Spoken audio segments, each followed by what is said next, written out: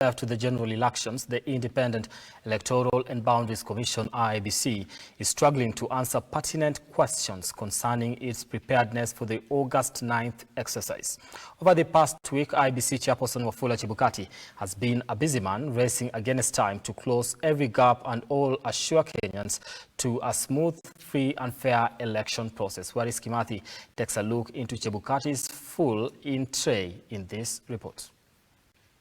While presenting clearance requisite to the IEBC on June 5th, the Azimio One Kenya presidential flag bearer Raila Odinga raised concerns about the Electoral Commission's preparedness for the much-awaited August 9th election. Mr. Chairman, those are the issues that are concerned to us, which you will be able to respond to. Top of his list, the ODM leader sought to know how prepared Chebukati and his team are to transmit the election results electronically, considering that over 11,000 polling stations have been reported to have no access to 3G network. What we want to know is, has the Commission developed constitutionally compliant protocols for the results transmission path for the polling station, the National Tallying Center?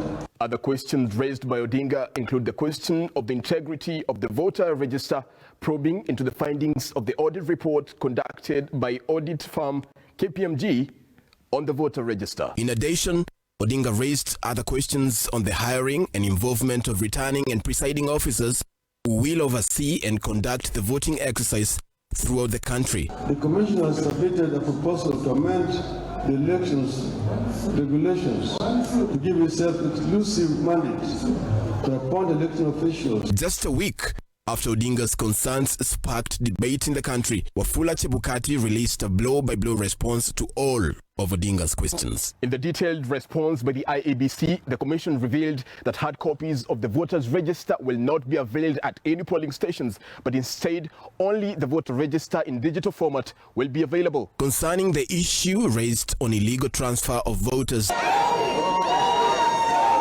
Chebukati assured Odinga's team that the IEBC is taking corrective measures, saying the number of illegally transferred voters is not as big as asserted earlier.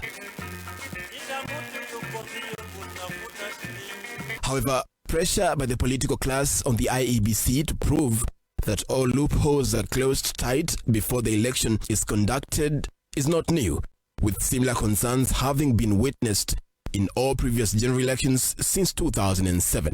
On June 2nd, Deputy President William Ruto said the IEBC had removed 1 million voters from the National Voters List in an attempt to rig the upcoming general election in his opponent's favor. We expect that everybody who is concerned, including the EU, to try and get as much detail as possible, both from the IEBC and from these public officials, on what this all is about and how did close to 1 million names disappear from the register. And many of those names are people from what we consider our stronghold. The IEBC has since conducted a simulation exercise to gauge its preparedness for the election, but the problem of lack of 3G internet remains a thorn in the Commission's flesh. Chebukati now assures Kenyans that modems will be used to transmit the elections in the over 11,000 polling stations where there is no 3G network coverage. Further, Chebukati said returning officers will be hired permanently as IEBC employees, and therefore their names will not be shared with political parties as was the norm before. Despite repeated public assurances by Chebukati that the Commission is much more prepared for this year's general elections than it was for the 2017 exercise, the problems of result transmission, the same issues that led to the historic repeat elections, are being seen today, barely weeks to the August 9th general elections. Waris Kimathi, Look Up TV in Nairobi.